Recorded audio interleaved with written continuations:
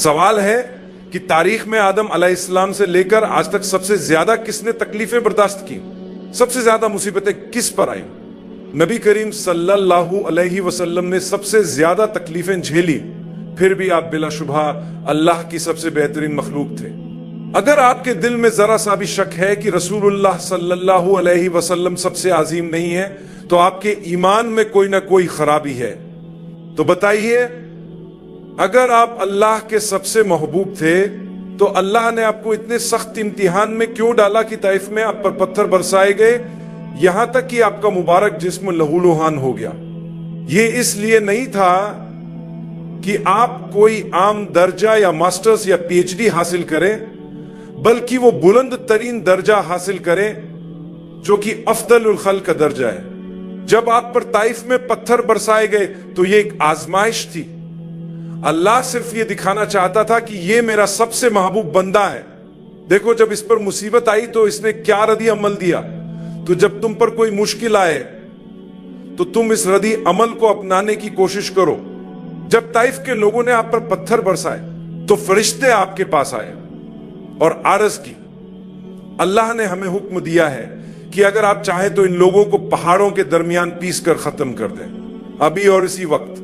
لیکن آپ نے کیا فرمایا؟ اے اللہ، میری قوم کو ہدایت دے، یہ نہیں جانتے کہ وہ کیا کر رہے ہیں۔ یا اللہ، میں تجھ سے اپنی کمزوری کی فریاد کر رہا ہوں، دیکھ میں کتنا کمزور ہوں، یہ میری بات بھی نہیں سن رہے، حالانکہ آپ سب سے زیادہ طاقتور تھے۔ حدیث میں آتا ہے کہ آپ کو 30 مردوں جتنی طاقت دی گئی تھی۔ ایک اور آزمائش، روایت میں آتا ہے کہ آپ کا چہرہ ایسا تھا جیسے پورا 14ویں کا چاند سامنے ہو، اور کیا ہوا؟ آپ کے ماتھے پر ایک زخم آیا جو ایک کنارے سے دوسرے کنارے تک پھیل گیا۔ یہ بھی ایک آزمائش تھی کہ آپ کا رد عمل کیا ہوگا۔ غزوہ احد میں کیا ہوا؟ آپ کے مبارک دانت جو اتنے روشن تھے، 2 دانت اللہ کے راستے میں شہید ہو گئے۔ ایک اور آزمائش، مگر دیکھیں آپ نے کیسے رد عمل دکھایا۔ میں آپ کو نبوت کے ابتدائی دنوں کا ایک واقعہ سناتا ہوں، جب رسول اللہ صلی اللہ علیہ وسلم کی عمر مبارک 40 سال تھی۔ آپ پہلے ہی مکہ میں اپنا پیغام پہنچا چکے تھے، اور ہمیں معلوم ہے کہ مکہ کے لوگوں نے آپ کے ساتھ کیا کیا۔ اللہ نے ایسا کیوں ہونے دیا؟ کیا سب کچھ اللہ کے اختیار میں نہیں؟ اللہ کے اختیار میں سب کچھ ہے، لیکن اپنی محبت کی مہر لگانے کے لیے اللہ نے اپنے سب سے محبوب بندے پر یہ سب کچھ ہونے دیا۔ اس لیے جب ہمیں دنیا میں کچھ مسائل کا سامنا ہوتا ہے تو اللہ کا شکر ادا کریں اور کہیں، یا اللہ، تو نے مجھے عبادت کا ایسا موقع عطا کیا جو صبر کے نام سے جانی جاتی ہے۔ اگر تو یہ مشکل میری زندگی میں نہ رکھتا تو مجھے وہ عبادت نصیب نہ ہوتی جس کے لیے تو نے اپنے نبی کو چنا تھا۔ رسول اللہ صلی اللہ علیہ وسلم بیٹھے تھے کہ ایک بوڑھی عورت گزری جو بہت سا سامان لیے ہوئے تھی۔ آپ فوراً اٹھے اور فرمایا، اے میری ماں، کیا میں آپ کی مدد کر سکتا ہوں؟ وہ حیران رہ گئی کہ 40 سال سے زائد عمر کا ایک شخص میری مدد کرنا چاہتا ہے۔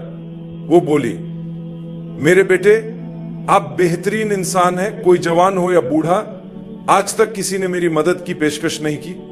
آپ جیسے لوگ بہت کم ہوتے ہیں۔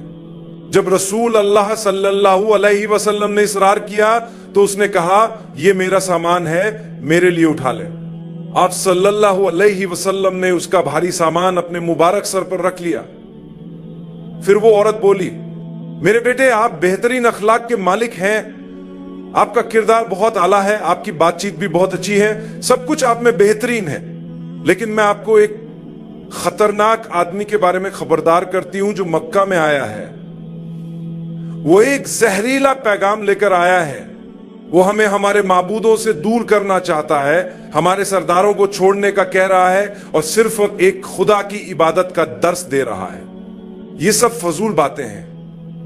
وہ ایک نیا دین لے آیا ہے، ایک بدعت۔ ہمیں اس سے لڑنا ہوگا، اپنی جان اور خون سے اس کا راستہ روکنا ہوگا۔ ہمیں اس کا مشن ختم کرنا ہوگا اس سے پہلے کہ وہ پھیل جائے۔ میرے بیٹے، میں آپ کے لیے فکر مند ہوں، اسی لیے آپ کو خبردار کر رہی ہوں۔ کہتے ہیں کہ جو بھی اس آدمی کو دیکھ لے یا اس کی بات سن لے، وہ اس کے جادو میں آ جاتا ہے اور اسے نبی مان لیتا ہے۔ وہ لگاتار بدکلامی کرتی رہی اسی شخص کے خلاف جس نے اس کا سامان اٹھایا ہوا تھا. لیکن رسول اللہ صلی اللہ علیہ وسلم نے کیا کیا؟ آپ خاموش رہے، کیونکہ کچھ موقعوں پر خاموشی سونے سے زیادہ قیمتی ہوتی ہے. جب کوئی مسئلہ اتنا بڑا ہو کہ آپ اسے حل نہ کر سکیں تو شاید خاموشی اختیار کرنا بہتر ہو. اللہ قرآن میں ذکر فرماتا ہے کہ زکریا علیہ السلام سے کہا گیا جب انہوں نے عرض کی، یا اللہ میں لوگوں کا سامنا کیسے کروں گا، میری مشکل بہت بڑی ہے. تو اللہ نے فرمایا کہ تم 3 دن تک لوگوں سے بات نہ کرو سوائے اشاروں کے، اور اللہ کو بہت یاد کرو. آپ نے صرف اپنا مقصد پورا کرنے پر توجہ دی، یعنی اس کی چیزوں کو ایک جگہ سے دوسری جگہ پہنچانا. جب آپ اس کے گھر پہنچے تو سامان اتار کر نرمی سے پوچھا، کیا میں آپ کے لیے کچھ اور کر سکتا ہوں؟ کیا گھر میں کسی چیز میں مدد چاہیے؟